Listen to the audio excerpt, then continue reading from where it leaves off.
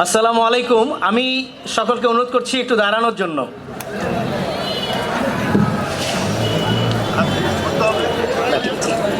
আমরা হাত সামনে, আমি যে কথাগুলো বলবো এটি একটু আমরা জোরে জোরে উচ্চারিত করব।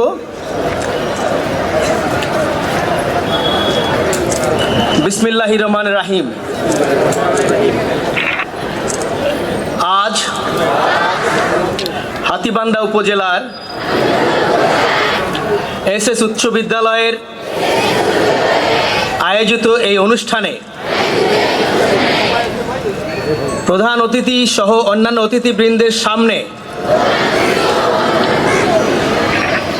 লালমনিরহাট জেলাকে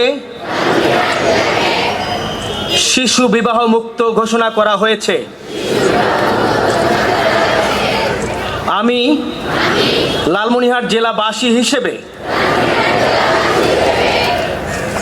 আমি আমার শিশুকে এবং আমি যদি নিজে শিশু হয়ে থাকি তাহলে আমি নিজেই স্পষ্ট করে শিশু বিবাহকে এই মুহূর্ত থেকে না বলছি। হে সৃষ্টিকর্তা, আমাকে শক্তি দিন আমার এই উচ্চারিত শব্দটি অত্যন্ত শক্তিশালীভাবে আমার মনে লালন করতে পারি এবং লালমনিরহাট জেলাকে